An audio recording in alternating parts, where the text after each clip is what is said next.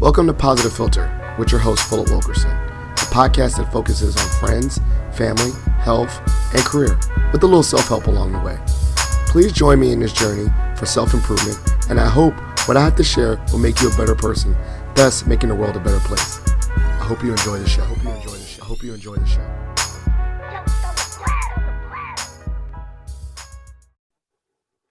Hello, ladies and gentlemen, boys and girls. It's Philip Wilkerson back with another episode of Positive Philter. I'm joined by a special guest. Everyone is a special guest. I'm joined by Mr. Reggie Jenkins. Now, me and Reggie have not met, but I've seen he's been a guest on a fellow Black podcaster, one of my good friends, Mike Dorsey. And I said, you know what? I had to have Reggie on my podcast as well. And so we're going to get into his life as an educator, some of the things that are going on, the challenges that all I think educators face during this time of COVID, and how to reach the youth and really teach. But before we get into those topics, Reggie, give the listeners a little bit background about yourself. For that. Okay, thank you for this opportunity to speak. My name is Reggie Jenkins, Executive Director of Unique Academy. Unique Academy is a 501c3 nonprofit organization dedicated to the transformation of African American youth. Unique is spelled uniquely, actually it's spelled UUNIK, and it's 5 of the 7 principles we use from Kwanzaa and Guzuzaba. So we try to infuse that daily with our youth. We've been in existence since 2003 and have worked with over 4,000 youth in the Knoxville, Tennessee area. We've had various programs. We've done ACT prep, coding camps, calling on males, youth camps. We have a summer school, and we also launched a private elementary school this past fall. It's called STEAMY, the Learning Institute, and STEAMY is it's acronym for Science, Technology, Engineer, Arts, Math, Innovation. All right. Trying to infuse, academics with what's going on in the 21st century, which is STEAM-based learning. So.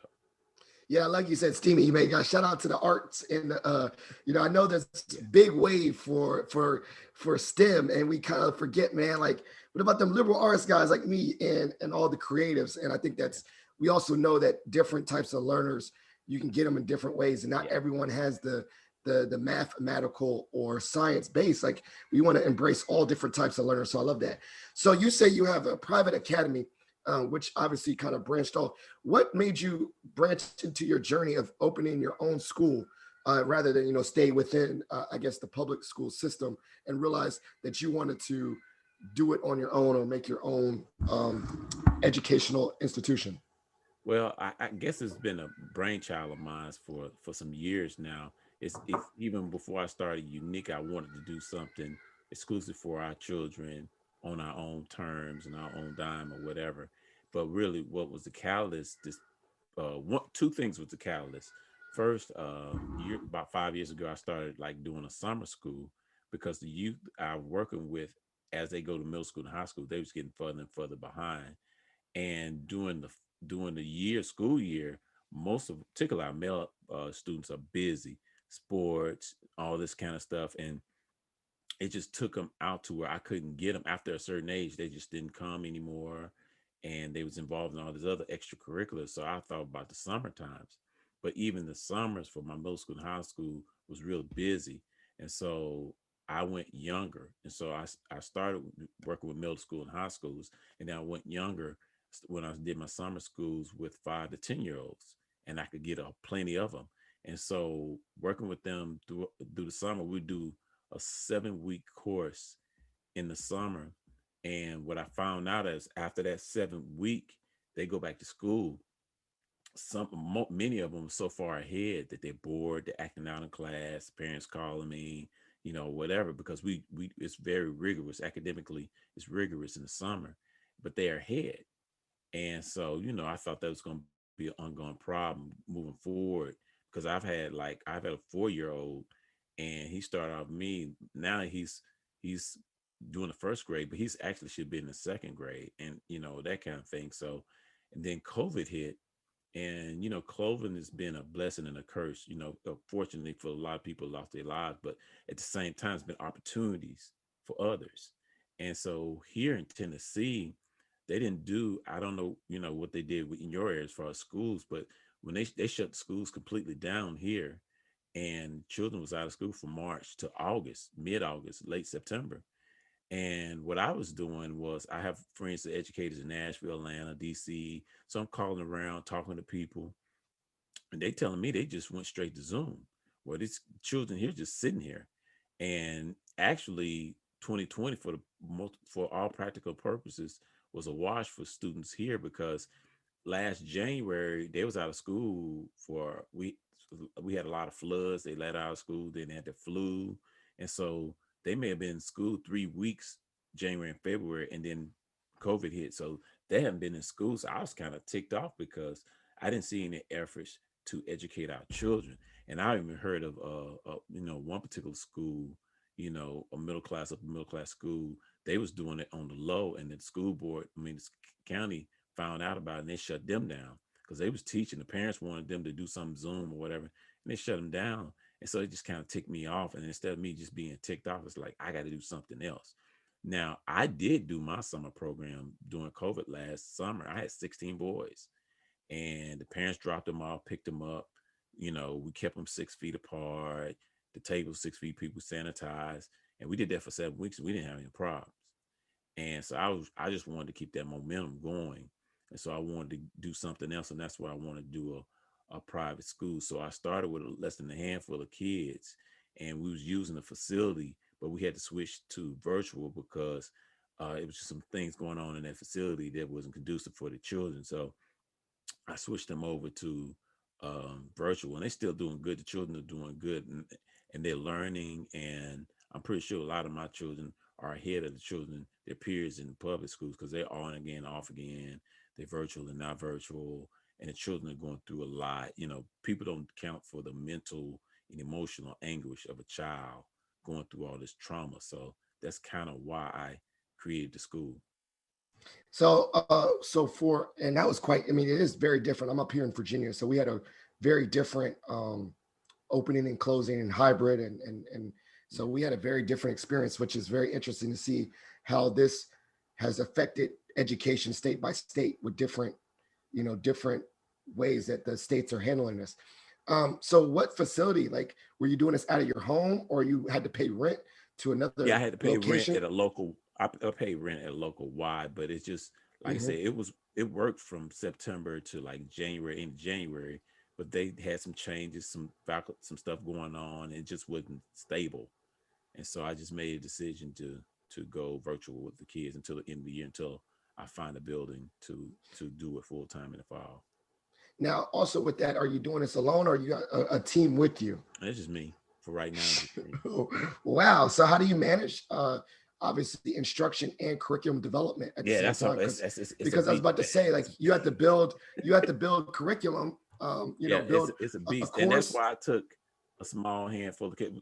The thing about it is, you know, mind you, I've been developing curriculum, like my summer programs. We've been having curriculum over the summer, and I just expanded that. I have I have colleagues in the school system to help me out. Like this one guy, he's assistant dean. He created my math curriculum. He gave me a guideline of what the math should look like.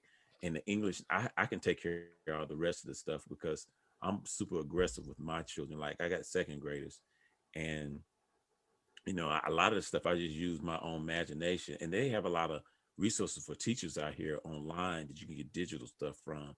And so I didn't have no problem finding information, but I just kind of went by some private schools and other people who had templates. I got a buddy of mine, he's in Chicago. He has his own private school in Chicago. He's kind of like a guy I look up to, and he's feeding me some stuff. And so over the over a period of years, like I said, I'm still trial and error on getting my curriculum down, but I pretty much got a pretty solid template of where I'm going each month, each day, that kind of thing. So they're doing pretty well in the school or whatever. So I kind of figured it out, and I'm still tweaking it to where I have my, hopefully, I know by May I have my whole year lined out for next year, as far as my kindergarten, my first grader, my second grade, my third graders, because I'm gonna be K through third for right now, Mm. and then I'll move up as it goes. How do you balance that with obviously state, I don't know what they call them, SOL, standards of learning. How do you Yeah, stay like up on again, that? I got people in. They showed me, like I have friends in education, and they showed me, okay, this is what the state requires, and I've seen it, Hmm. Hmm. and it's like, really, man, the standards are low, Yeah. Okay. Yeah. Yeah. and then the standards are low, and then I guarantee you, most of them children ain't meeting a lot of what they requiring anyway, and it's kind of broad. And so for a private school, man, you know, I look, I'm like for instance, my second graders, they know the continents, they know the oceans, they know the North American countries, South American countries, they know all the 50 countries, 50 capitals and states. That's fourth and fifth grade stuff. Right now, they multiply and divide it. You know what I'm saying? We work on word problems. I'm just, if you are, my thing is mastery. If I teach you to Yes. mastery something, we ain't got to go back over that, and we just keep it going. Yeah. And it's repetition. I scale stuff down because this is my philosophy. K through third, we're working on the fundamentals of stuff, your writing, your parts of speech, and all that stuff. Fourth and fifth grade, we're gonna go into, I told them because it's like three sciences. We're working on like life science, earth science, and physical science. With the life science and earth science, we'll have that down by the end of third grade. Physical science, which is physics and all that chemistry, we're gonna start working on that in the fourth and fifth grade. So that's middle school stuff. You know what I'm saying? So I'm just not going on somebody else's standard. I'm going on what my standards are, because I'm confident my standards will supersede what they're giving you in these schools. Yeah. And then, like I said, when you build a child's confidence and have him believing that he can conquer anything, it don't matter whether they're deficient in something, they're gonna catch up because they believe in themselves. Hmm. A Hmm. lot of the things going on in public schools, they kill those children's spirits, they kill their confidence, they don't see themselves teaching. You know what I'm saying? You Yeah. rarely see a black man teaching in elementary school. Rarely, anywhere in this country, rarely gonna see that. Yeah. That's typical middle school and high school. Yeah. I was in a group, and that was a challenge. There was like, can you name when was your first black male teacher? What grade? And I couldn't get. I got to Holbrook, 10th grade was my first one, and then some people made it all the way to college. So it kind of goes along with that.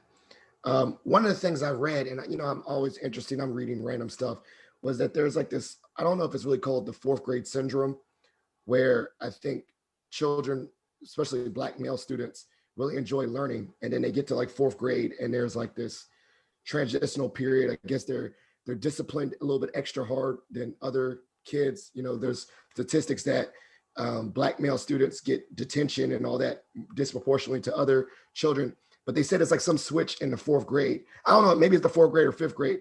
Are you familiar with that? Like It's that actually the third grade, third and grade? Yes. it's like it's put it like this. Are you married? Yes, sir. Okay, let's imagine. Okay, you was in a relationship with your wife, and over a period of years, she just chipped at you. She said Yeah. little negative things about you, and she kept Hmm. chipping at you and kept chipping at you. After Hmm. 5 or 10 years, you either gonna be a torn down man or you're gonna be gone. Yeah. And so Checked that's out. kind of, Checked out. Yeah. yeah. So that's kind of what they do with our children. They don't start in third or fourth grade. They start in kindergarten. Hmm. Hmm. And they just chip away at our children. They just keep chipping away there. So by the time this child is about third or fourth grade, he just like, you got me, and I'm going in another direction.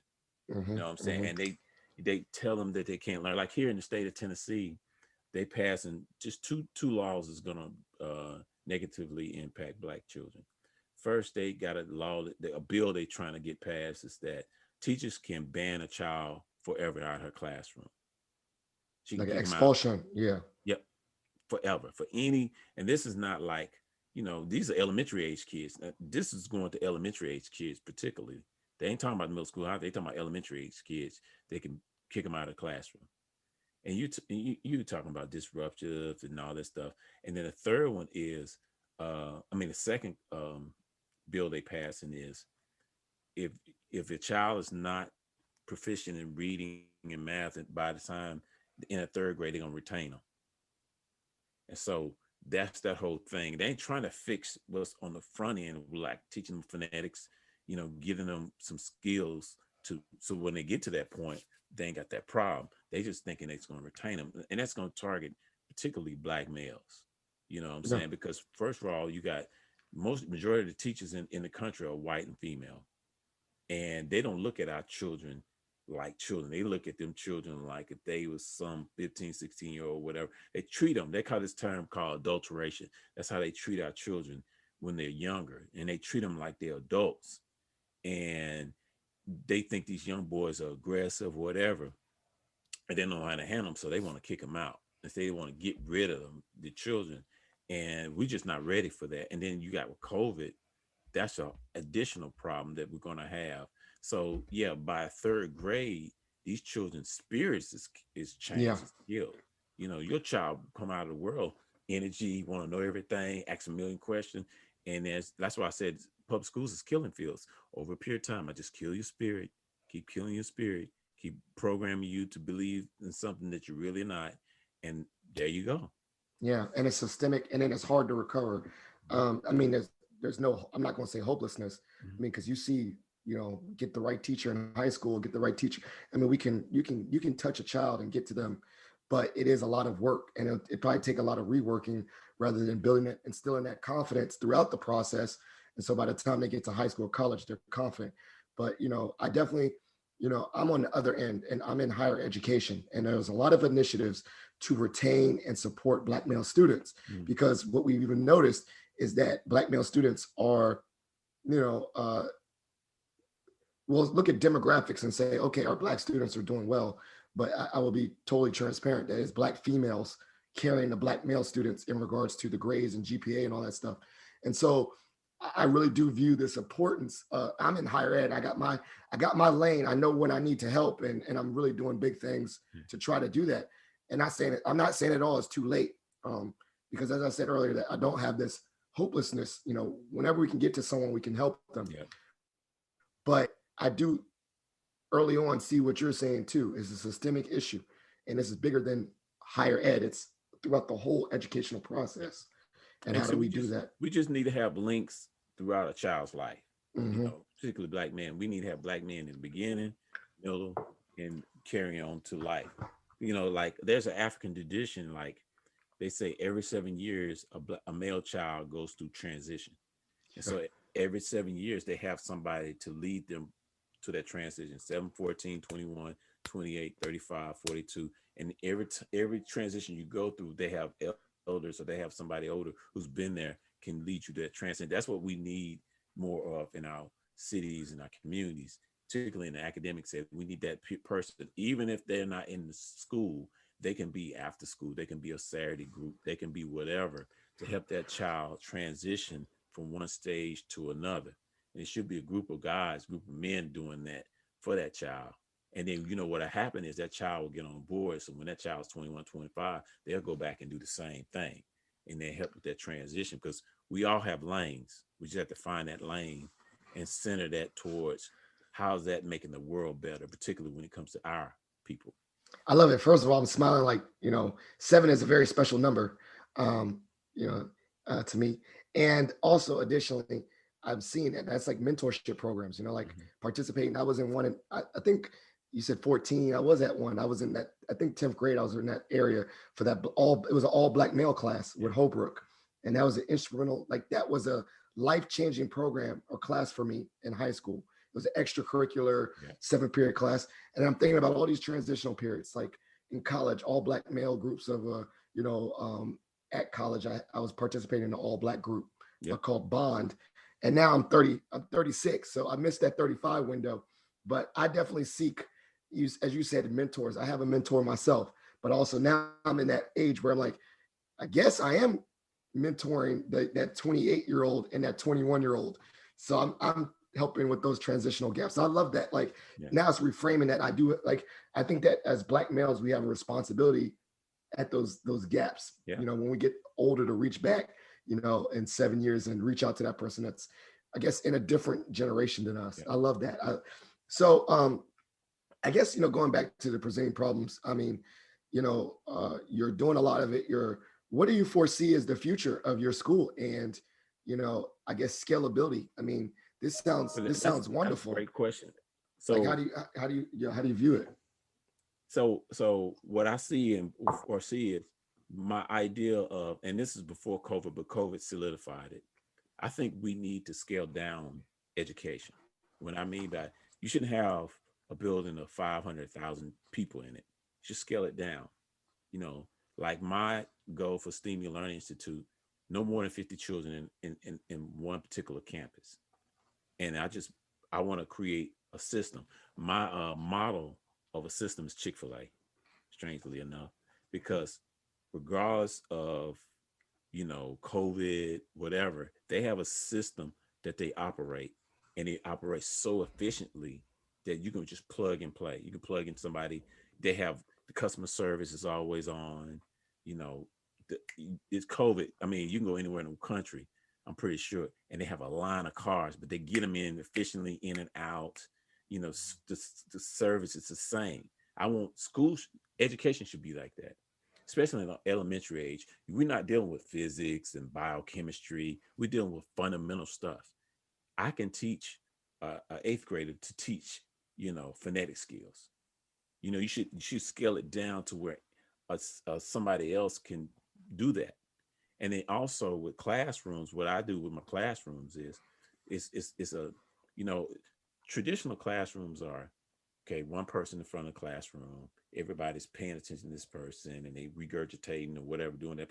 No, we got to change that up. We got to create systems within the classroom, pockets within the classrooms, to where you empower the children. For instance, every classroom has a child that once you put it up there, they got it. Well, you can give them extra credit by being a team captain and say, okay, the ones who are struggling, your extra credit is to help what I'm teaching, translate that to them. And we can put you in little groups over here and little groups over here, little side pockets over here, and you can rotate it. You can have little stations going on. You just monitoring what's going on in the station. We could be talking about Facilitating. whatever. Huh? Facilitating rather than dictating. Yeah. You're facilitating rather than dictating, Yeah. one. And two, I think that it is kind of that old age mindset. If you can explain it to someone else, that means you have grasped the context. If I can not regurgitate, but if I can like take a knowledge and say, how do I explain this to someone else that has no knowledge? That means I totally grasp what I learned. If I read a book and explain it to someone else or got a concept. So I love that. And honestly, some of that thought comes back to like what old school education was, schoolhouse, small classrooms.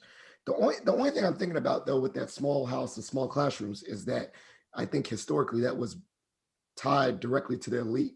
And like the people that had schoolhouses were before public school, whatever, were like rich people.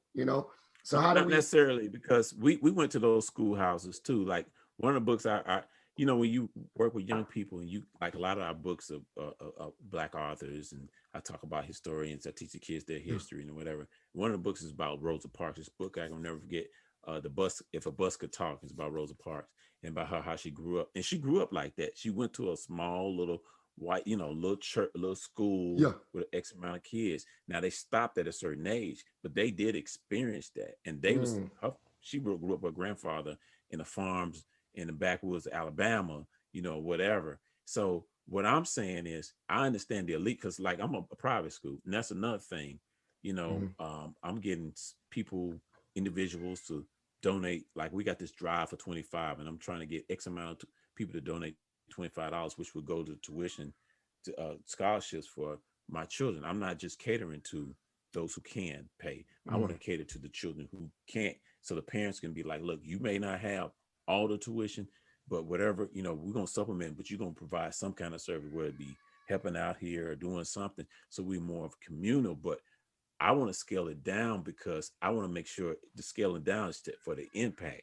Yep. It's hard to have a classroom of 20, 30 children, and you get 75 to 80% of them to grasp a concept. But if you have a classroom of 10, and you have it in stations, we all can get most of us can get the information, and then I just duplicate that. I just create, first of all, it's overhead. I don't have to have this whole big edifice to have school. I can scale it down, and I can just duplicate it. and create a model to where you get people to invest in it. Whatever you give them some we'll work out something, and we can just duplicate that in our communities. And then it's affordable, it's easy. You got a lot of churches, like look at all these buildings out here just closed. You know what I'm saying? You get to building up the code. It's already there, and we can just duplicate it, and we just create a model, a, the curriculum, the model, and everything, and you just duplicate that to our children. So to make impact. That's, I think, because like, okay, look at COVID. We're not going back to the old ways. People, look at California. The teachers unions are fighting out there not to go to school. Now, our people in Tennessee, they've been in schools, governor men, so they're in school or whatnot. But a lot of people don't feel comfortable back in that setting. So let's scale it down.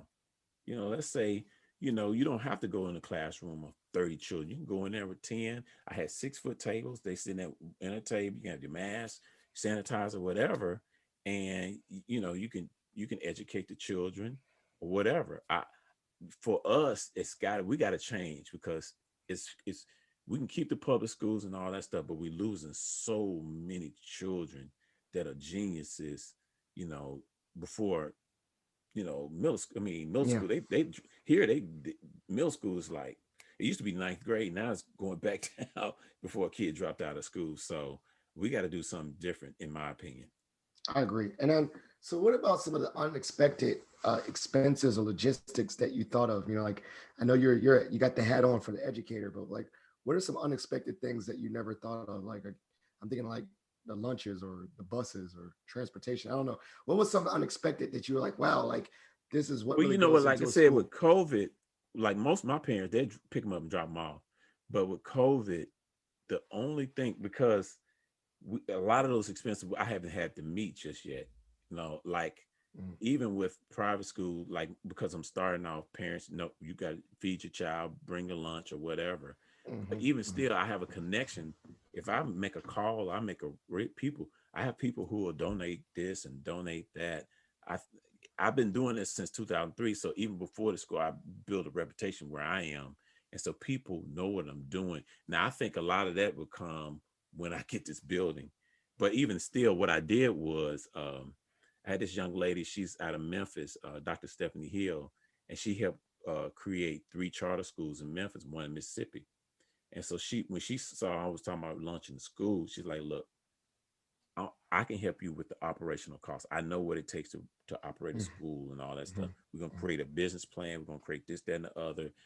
Itemized. We're gonna talk about furniture. So she's helped me, like, look at mhm, stuff I didn't even think of. So mhm, when I do have that, I got everything laid out. I got a business plan. I got my operational budget. All the things, the intangibles. Whether it's security or janitorial stuff or supplies. She's listed all that stuff based on her experience. So I've been fortunate to have people around me to mhm. pour into me. So, like I said, I'm still gonna be something that I'm gonna miss, but I'm well prepared now. Once, as opposed to just jumping in there in the building, I don't know what I'm doing. I love it. What about some, what has maybe speak to two parts? What has been some community pushback or community opposition to what you're doing, and then give me another example of community support and community, uplift for what you're doing. I, there haven't been a lot of pushback yet. See, I think the thing of it is, people don't think I. They know I'm serious, but they ain't. See, it's something psychological when you see somebody with a building. You Hmm. know what I'm saying? Then they know it's real. So, but for here, man, I'm gonna be honest with you. I got so many angels in the community that even the people who come at me, they gonna get to them before they come to me. You know what I'm saying? I have a lot of people, because I do the thing about education. I think about being a community person, activist. You have to build a lot of bridges. Can't Hmm. burn a lot of bridges. And so over the years, I'm not to say that I'm perfect and all that, but over the years, I built a lot of alliances. My thing with, like, Unique Academy, a lot of times people think it was just I just use the resources I have. I have a lot of resources. I poured into the public school system. Like, before I started the school, I was a community partner with elementary school, middle school, and high school. I created a college career fair at a local middle school. 11 years ago, and it's still going. Well, it didn't go last year because of COVID, but we was going for 10 years strong. And so I have those alliances. I have people and I have a city council person who's a strong supporter. So I got a lot of people. I don't really focus on the noise. I don't focus on, who pushing back and who don't want. They can say they don't want it. They can push back. I'm like 80% of Black children in this town between third grade and eighth grade are not proficient in reading and math. You can push back all day long. You can not like me, but what are you gonna do about that? They just locked up a 12 and a 15-year-old for murder. You can hate me all you want to, but what are you gonna do about that? So you can tell me what you don't like. You can push back on me. What's your game plan? Because you got to show me something before you gonna sit and tell me what I can't do or what I'm doing, all that stuff. And people know that, my heart is about the you can philosophically disagree with me, but my heart is about them kids, them children. And I got too many parents. Again, I've worked with a lot of kids. So I have a lot of parents that support me. So again, for me, man, I can't see that. You get to a point in your life, you so focused on that goal, focused on where you're going, that a lot of that noise, you just don't hear it. Or I don't do it like personally, like family. I don't do that with them. I don't do that with friends. If you're not in that space of where we can go, I'm not trying to hear it. I just deal with people with a long handle spoon. So I'm not, I'm pretty sure the noise is out there. I'm pretty sure the plotting or whatever is going out there, but I don't hear it. So what about how do you turn it off? Your head could be spinning. It's Like, man, and when I say turn it off, I meant more like turn it off. Like that's a lot of responsibility. I bet like you probably could go on your computer right now and keep on working 24/7. So how do you oh, how do you balance that for yourself? my wife and my son, they turn that. Like my wife has a business too. She Mhm. has a business. She's a seamstress, got on place. So I help her out. Those kind of things. To me, like I can only get so much done. I'll try to plan it out and try to get some done, but I sleep every night. I know Mhm. this is a marathon, not a sprint. This is my thing, marathon, not a sprint. I started off like when I started last year, I wasn't gonna just take on the world. I was like, man, let me just bite size it, take on a bit while I still can work on this and work on that, and then have people help me get to that. And I know this fall, if I get a bill, it's not gonna be perfect, but it's gonna be better than what's out there. You know what I'm saying? And so it's no stress, that's no thing where I'm just like up all night doing this stuff. I understand, because I think the thing of it is I didn't just start it last year. I've been planning this for some years. I've been not methodically, but it's just been things that are going on.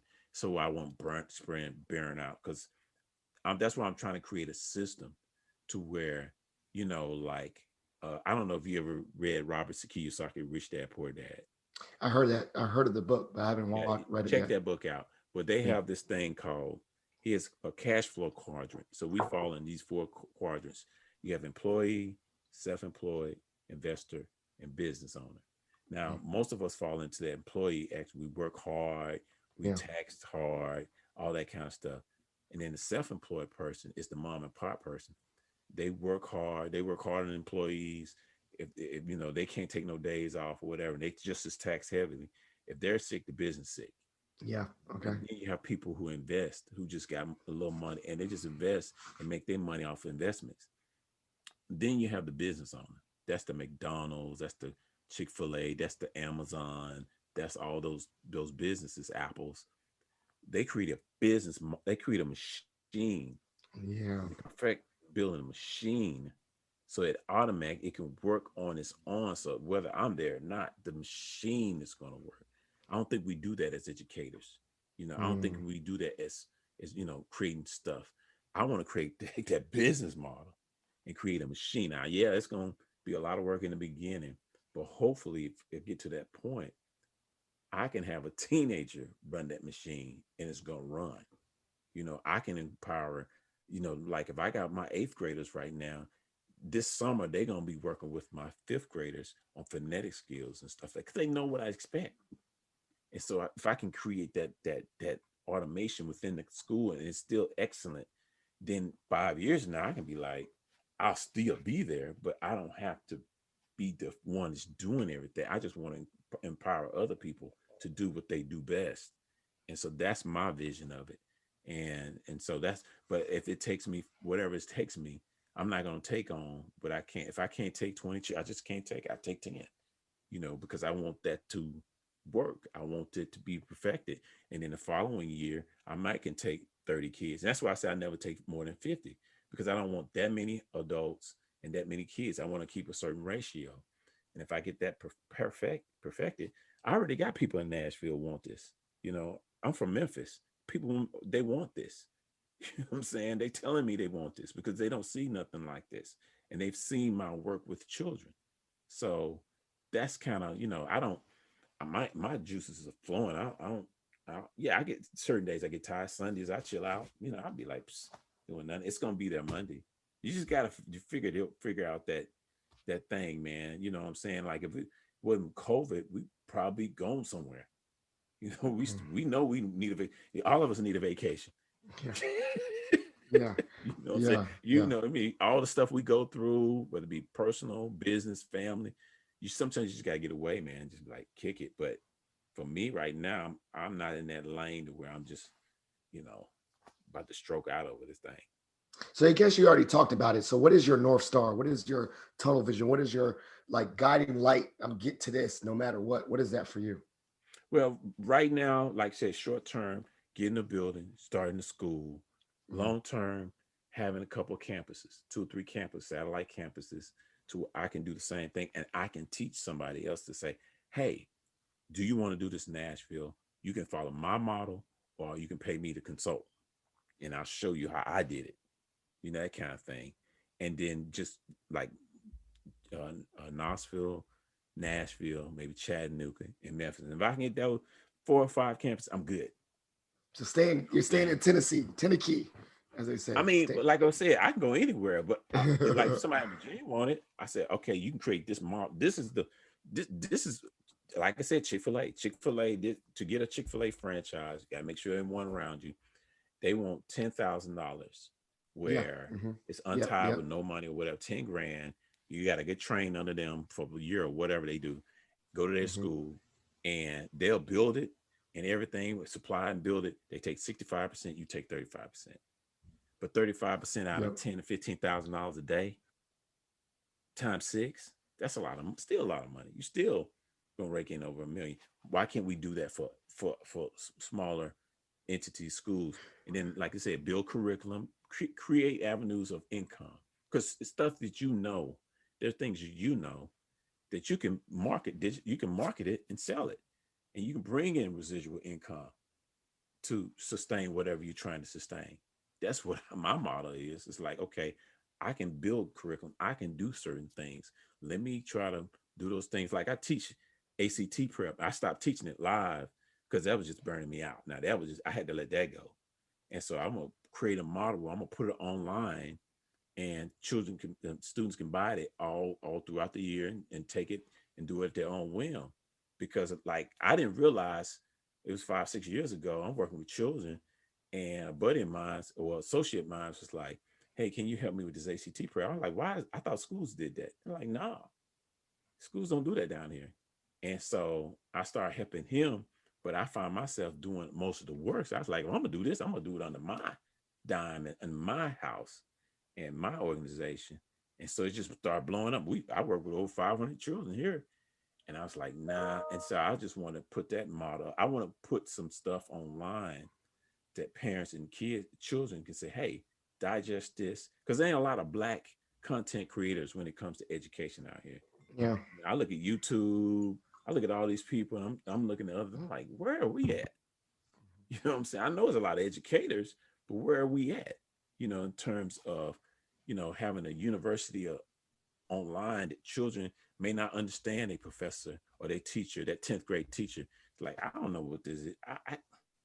Because most of the time, children, it's not the children to me, it's how it's being presented to them. If you can present it to them in a fashion, and oftentimes I don't have the answer, but if I can empower a child and say, hey, man, run that back to your buddy. He gonna do it in a way because how he talk, he listens to each other. And Mhm. so that's what my thing is. But we got to get more of our children, you know, open to the possibilities of education and learning and all that kind of stuff. So that's where I see myself That's the North with Star. I love it. I love it. What has been like one of your like your biggest like wins of this time so far? Like when you say like this is a big dub, like this really filled me up with so much pride in I tell regards to your I journey. tell you, I tell you, well, first of all, doing it, because I was scared, man. I was like, I can't do this, I can't do this. Even with the virtual, I was like, man, I can't do this, I can't do this. And I just jumped for that, open doing the school virtual. But I tell you one thing, man, what made me my heart proud. This time last year, I was on the verge of just closing and shutting this thing down. Because when COVID hit, money dried up. With nonprofit, no money. Fortunately, and then my wife opened her business, and opened her business. We had to get money to renovate her building. We spent a lot of money renovating her building, so we already doing this, and then I'm not bringing nothing in. So I'm like, dang. And then so every time I get to that point, something happened around the corner to say, hey, keep it going. You know what I'm saying? So I got a little money. We did a fundraiser, got a little money to do the summer school. And I said, man, I'm opening the school. And I said, I do this drive for 25. And in the month, I got 10 grand. In 1 month, I was like, okay, now I can breathe a little bit. And then just kept going, kept going, kept going. Little things start opening up, start doing things. And next, I got to the end of the year, and then just keep it moving. But like because the financial part is the biggest thing for any nonprofit. Financial part is huge because most of us nonprofits are worried about money. You're always thinking about the next thing. That's why I'm trying to, like, since I got a little breathing room, you know, people start donating, and start supporting me. Then I'm like, okay, I want to create residual income. I want to create things that it's going to keep growing. So, but for me, the biggest obstacle was, because I had to feed my family and keep the thing going. And so I got through that. I was like, that's why I have this attitude, like, what you gonna do? You know, what obstacle? Man, I swear to you, I was like at the brink, like, dang, March, April 2020 was like, man, I ain't never got that low. I haven't been that low since I first started, really. And I'm like, man, what am I gonna do? And just like you said, man, the divine, when you doing the right thing, that's when you're doing the right thing. And so that's why I have the attitude that I have now. That's special. That's super inspirational. I'm smiling. That's really helpful. What would you say to someone that's scared to do this? Like, an educator that's ready to step out and I guess create their own. What would you say to that I person? said, get you some a circle of people. Tell them to call me. Uh, I, you got to have people around you that spark plugs. You got to have spark plugs around you. You got people that keep you going, because when you're in doubt, and we all feel in doubt, but we got to have people around us to keep us grounded and keep us going. And change that doubt and that fear into something else, because everybody's been afraid. You can't name Martin Luther King, whoever you name had fear in them, but it's just having somebody that support, to keep pushing, keep walking through. Read, like, protect your mind, protect your spirit, and pour into your mind and your spirit too. Pour into your head. There's a village of people. There's a lot of people in this world who doing what you want to do. Find them, let them help you be your guide, your lighthouse. you know when you feeling certain mood, what's your song to keep you up? Make your playlist of pushing forward, a push forward playlist, whatever you want to call it. You should, if you married, you should have a spouse that picks you up and puts you. If he or she ain't doing that, you got to reevaluate some things. Your children may be that spark plug. You know what I mean? Uh, your parents, but you got to surround yourself with people who gonna push you through those storms, who's gonna carry you, who's gonna be that guide through them storms. Find them like-minded people. Oftentimes it may not be in your neighborhood, it may not be in your, but it's with the internet you can find them.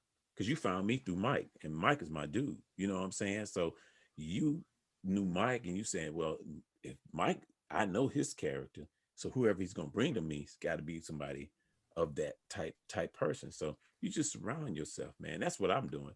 And then, like I said, I'm here for people. I'm going through it because you can give me something that I don't know. You know what I'm saying? Like, really, I got a degree in math and statistics, but I wasn't really, quote unquote, a teacher, educator. I worked in the school system for a few years, but I know my thing was children. I knew I wanted to do something different. I took an unconventional path, to my thing. And, that's the thing. We got to keep each other up. We got to, because we all in this together, man. Whatever happens to where you are is going to happen. It's affecting me here. We all watching Minnesota right now. You know what I mean? So we all connected. Yeah. I love it. So, I mean, this is a great part of the show. I like to call it shot for shot. You get to ask me a random question, whatever you want. I ask you a random question. You want to go first? So I go first. Do you want to go first? Or you want me to Okay. go? So here's my random. I can go first. Okay. So here's my random question. So I listened to another podcast, Lewis House, and he says you get three things, like three lessons that you get to teach, and that's it. Like nothing else. So you write them down, whatever. That's all you can teach, and then that's the only your three gems of life, and that's it. And you can write it down or record it, whatever. And those are the only things you get to pass down to your children or the generation or the world at large. What are your three gems that you're leaving behind? Love, life skills, and financial literacy. And then like more like any like explanation. I want to know Okay. like a little bit Love. why those three Okay. gems. Okay. Yeah. Love yourself. Love yourself first. When I say love of yourself, take care of your temple, take care of your mind, learn who you were and where you come from, learn your history, be proud of who you are, and then be a giver of the giver. Love your community and give, be a giver. Life, when I say life and life skills, that's part of being a man or a woman. You got to know how to be that. You know what I'm saying? If you don't have that, seek it. You learn how to be a man, learn how to be a woman, learn how to take care of yourself, and stand on your own. And then financial literacy is huge because we are financially illiterate as a community. America's capitalism. If you learn how to do it early, you ain't got to worry about it later. That's one of the things I want to teach young people is financial literacy in elementary school. They should be learning by the time they fifth grade, should know about investments, real estate, entrepreneurship, that kind of thing. Because it don't matter if you can figure that out, you can fall, but you can always get back up because you understand the system. So those are the things I would, if I had to pick three things, those are the three things I would pick. I love it. I love your three gems. And I definitely think those are great. So what's your question for me? When did you get started and why did you start this podcast? Oh yeah, I love that. So I'm ready to go. So this is my go-to story. So I was working in a job that wasn't, super fulfilling for me. And so I would get in my car, and right before I go into the office, I would record a video on my phone called Random Ramblings of Philip Wilkerson, and just record a YouTube, and then I post them on YouTube. If you look them up, they're still there. They're pretty corny. And I realized, man, this is boring as hell. Like I'm recording videos in my car. So I asked my friends, like, how do you, I heard this thing called podcast, like a radio show. I'm doing these like really quick inspirational videos for myself, speaking to myself. How do I actually just rip the audio and do more audio than video? Because these are not very exciting videos in my car. And my friend put me on with this man named Dean Bakari, who I call my podcast mentor. I always shout him out. He has his own show, and he talked to me for an hour on the phone and just told me, do this, this, and all this. Took all the notes. And you would think I would start it that day, but I recorded my first episode and I sat on it from December 2016 all the way to April 2017. Just, fear, this doesn't sound good, whatever. But then I just took the leap. Well, also, I kind of took the leap because one of my friends, his name is Sam Nang, would say, can't wait till Positive Philter comes out. Can't wait. And he would post it on social media. And I was like, dog, I call him positively trolling me. Like if I don't start this podcast, I look like I'm full of it because you made it very like obvious to the world that this was something I was going to do. You kind of forced me into it. And so I just did that. And I realized from then that was just fun. I realized that the random the videos in my car was just me by myself. But then I realized that's kind of boring, and I wanted to connect with other people. So I switched it up and said, okay, rather than me talk by myself like I was doing in my car, I was going to interview other people and learn from them. And particularly my first episodes, you notice, was me. It was my friends, my dad, just people in my life. I was like, I was going to have these conversations anyway. There were lessons I wanted to learn from people around me anyway. Yeah. And now I'm getting guests like you, where I'm learning, like I'm getting guests from people, that refer guests to me, people I never met before, all those things. But when I first started out, it was just my family and friends that were down to help me and support me and be on the show. So that's where I started back in 2017. And it's just been something that's been fun to keep going and actually meet new people. As I said earlier, I'm taking notes. I'm learning. Every episode for me is a lesson. I'm learning from my guest. I'm taking notes. I got a whole book of notes. Now it's like, this is my school. This is how I learn. And I You take know what? lessons And from that's a all book. Those are books now. That's a book you I got. don't know. So I don't know. I don't, yeah, someone said that too earlier. no, and it's true, man. That's because you're taking life lessons that you learn from guests, and you can flip that, and somebody, whatever you're thinking, somebody else is thinking the same thing and want that kind of information. So that's beautiful. What's the why? Why did you do it? Oh, the why? One, I wanted to talk. Like I wanted to have my own voice. I wanted to have my own platform. I realized now it's fueled a little bit more about public speaking. I'm getting more into Toastmasters. But I was like, I have something to say, I have something to share. And when I learned that a podcast was a way to do it, like similar to like a YouTube. I told someone the other day, I never worry about downloads at all. Like I don't care. It could be two people, one people. I was going to do this anyway. Yeah. Um, I was going to talk anyway. I was going to share my thoughts with the world anyway. My why is that my why is it's my outlet. It's my voice.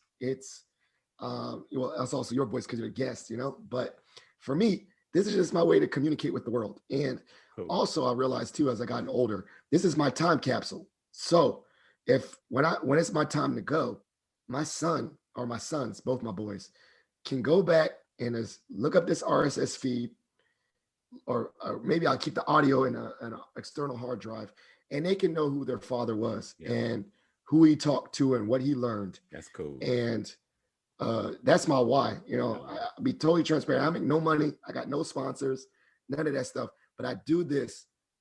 I will continue to do this. I will say this. This is going to be one thing. I will continue to record a podcast for the rest of my life. I'm going to get a million episodes in, because if I keep on doing this pace till I'm let's knock on wood that I make it to at least 80 years old, that this is just a time capsule. It's a time capsule. That's cool. And it's evergreen. That's why I like, for some of the things I try to avoid in my episodes, I try to avoid talking about what's going on like today, right now. But this lesson about education is going to be applicable.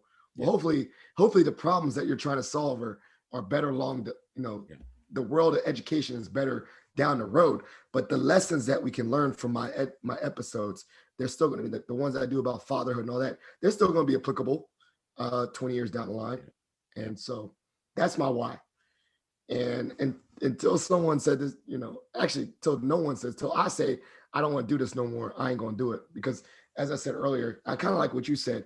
Maybe there's noise. Maybe there's people that say this is silly, or no, they don't have to listen. They don't have to download. I'm going to do this regardless. And I'm going to share my thoughts regardless. And I'm going to connect with guests like you regardless. And and have fun with this. This is fun for me. This is my outlet. This is my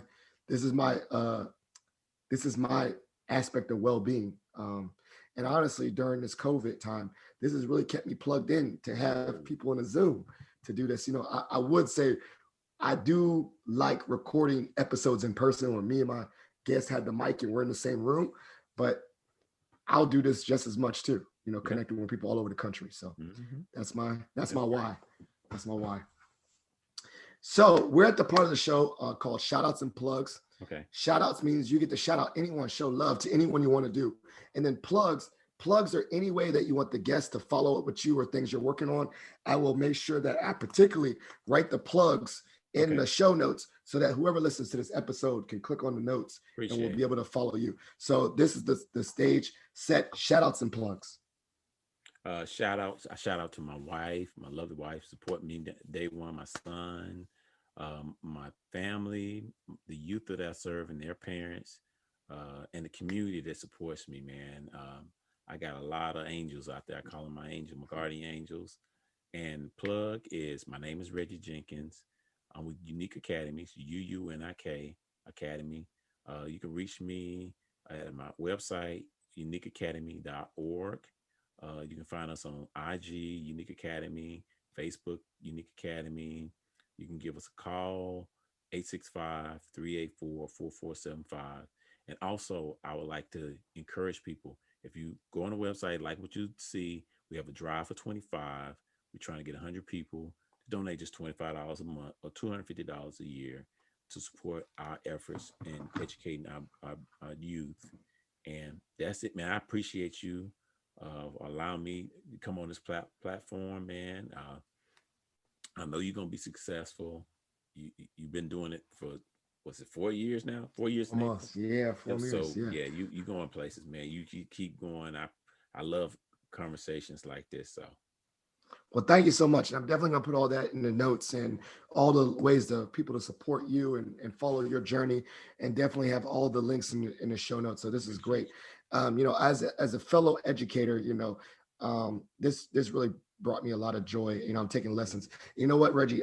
Honestly, when I do have some all Black male initiatives at Mason, I would love for you to come as a guest to the class and talk to the students as well about I would love to. Future educators and connect you with future young Black males studying education at Mason.